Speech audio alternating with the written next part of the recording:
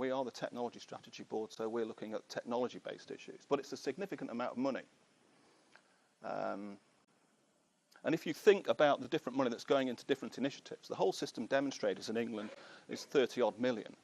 I've got a budget of probably about 50 million, plus other things that we're hanging on around that. We know that the Digital Economy Programme for UK universities, of which some funding has gone to Newcastle, some has gone to Dundee, there's other stuff in Aberdeen. We know that's more millions as well. So there's over 100 million of basic kind of R&D type money that's been allocated to this area. So I think we've only probably got one stab at getting this right now, where you're going to shift things forward in the future quite significantly. So it's a major opportunity to try and do it and get it right now. If you don't get it right now, you're not going to have the chance to do it again in the future. So we're looking at a range of different things that we're doing that we've been funded.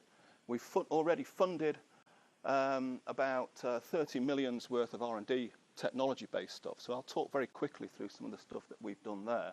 What we're going to be doing next, though, is looking at some of the key issues around the business model. What is the business model? You're going to have to change a lot of the business and economic modelling, and you're going to have to do some much more sophisticated stuff than you've done before.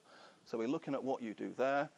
We're also looking, my colleague Jackie is doing stuff around social and behavioural studies, because there's lots of cultural stuff you've got to change as well, and so that's being looked at as well.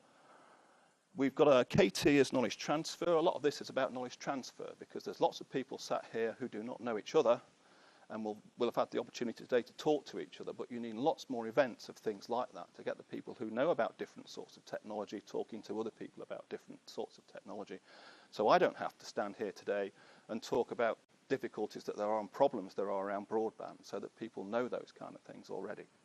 But then you need to change the business model. And so the next round of stuff we're going to be doing is looking at what you do about the business model, how you change the business model. And so you're looking at it from a top level, really. You're not looking at individual actions by individual organisations, but you're looking at the theoretical basis for changing what the business model is going to be. So if I say that we've invested 15 million in technology R&D, Department of Health and devolved administrations, Scotland, Wales and Northern Ireland, investing money in this sector. We want to encourage further investment, public purchasing to work for wealth creation for the UK and things like that. But we don't know what, in fact, this market's going to be, really. And we don't know, it's been said before, whether it's going to be driven by statutory provision, whether it's going to be the NHS or whether it's going to be the private market, and different people say different things when you go to different meetings. And you don't know what the interplay between the two is going to be, because there isn't actually a clear divide between the two at all. And you've also got these major organisation changes if you're going to implement large-scale deployments as well. I think that's one of the things that's cropped up. And how do you go about doing things like that? Does anybody here know what the combined model is? No?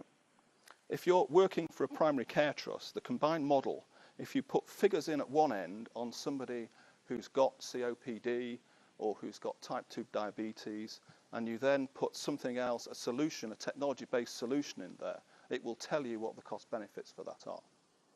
So if anybody's interested in that kind of stuff, all you need to do is put the combined model into Google, and then you'll get stuff up about the combined model. And it's also come from, a lot of the work's been done by Croydon Primary Care Trust and a guy called Geraint Lewis from Croydon Primary Care Trust, who now works for the Nuffield Trust.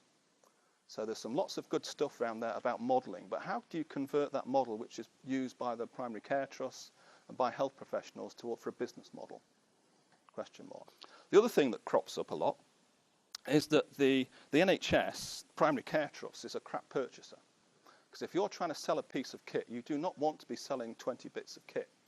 If you're providing a service around those 20 bits of kit, you don't just want 20 clients around that, yeah, with micropayments. So you've got to try and build some system that is not just based around individual primary care trusts purchasing their own kit and local authorities purchasing their own kit, because that will not give you a mass market, and that is a challenge that will hold back the deployment of this kind of technology. How do you change the organisational structure to be able to deliver new structures and ways of doing things?